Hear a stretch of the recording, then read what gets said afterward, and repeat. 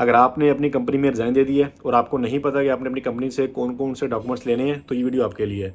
इस वीडियो में आप लोगों के साथ मैं वो इंपॉर्टेंट डॉक्यूमेंट शेयर करूंगा जो कि आपने अपनी कंपनी से लेने हैं और आपकी कंपनी आपको देगी, वो उस पर आपको मना नहीं करेगी।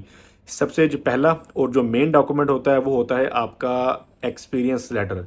एक्सपीरियंस लेटर के जो डिटेल्स पुट करनी है, मैंने उसके ऊपर मजीद कंप्लीट वीडियो बनाई हुई है कि उसमें कौन कौन सी डिटेल्स पुट करनी है। अगर आपने वो वीडियो नहीं देखी, वो वीडियो देख के वो डिटेल्स हर सूरत आपने पुट करवा के अपना एक्सपीरियंस लेटर कंपनी से लेना है। उसके बगैर आपने एक्सपीरियंस लेटर कंपनी से नहीं लेना। नंबर 2 डॉक्यूमेंट है वो है आपका ऑफर लेटर या अपॉइंटमेंट लेटर।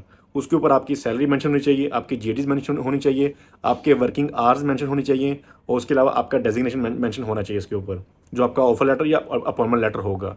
जो थर्ड डॉक्यूमेंट है वो होगा आपकी सैलरी स्लिप्स। सैलरी स्लिप्स आपने अपनी कंपनी से लेनी है और अगर तो आपके पास आपका बैंक अकाउंट है, आपकी सैलरी आपके बैंक में आ रही है, तो आपने जैसे ही जॉब छोड़ेंगे तो आपने बैंक में फ़ौरन जाके बैंक स्टेटमेंट उस ड्यूरेशन की निकलवा के रख लेनी है और अपने बैंक से निकलवानी है, क्योंकि बैंक उसके ऊपर साइन स्टैम्प करती है।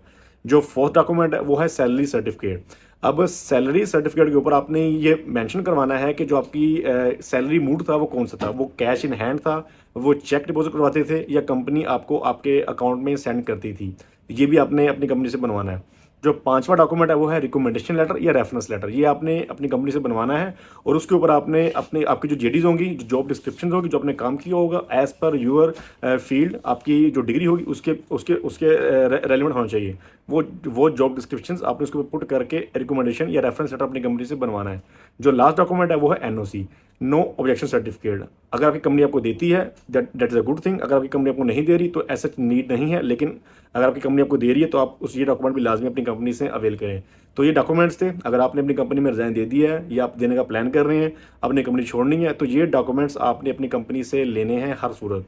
और आपने कंपनी से डॉक्यूमेंट्स लेने के बाद डॉक्यूमेंट्स को स्कैन करके कंपनी के एचआर को उसके ईमेल एड्रेस के ऊपर सेंड कर देने, ताकि कल को अगर आप किसी कंट्री मूव करते हैं और वहाँ के इमिग्रेशन वाले या कोई भी एम्प्लॉयर आपकी एक्सपीरियंस को अगर वो कॉल करके पता करना चाहता है कि वाकई इस बंदे ने वहाँ पे जॉब की है, तो एटलीस्ट उस कंपनी के पास आपका डाटा हो। वो ईमेल में आपका नाम लिखेंगे, आपका जो का अपॉइंटमेंट लेटर होगा उसके ऊपर रेफरेंस नंबर लिखा होता है, वो पुट करेंगे तो आपका वहाँ पे सारा डाटा निकल आएगा। तो आपने जॉब छोड़ने के बाद ये सारे डॉक्यूमेंट स्कैन करके अपने एचआर को ईमेल पे लाजमी सेंड करने हैं।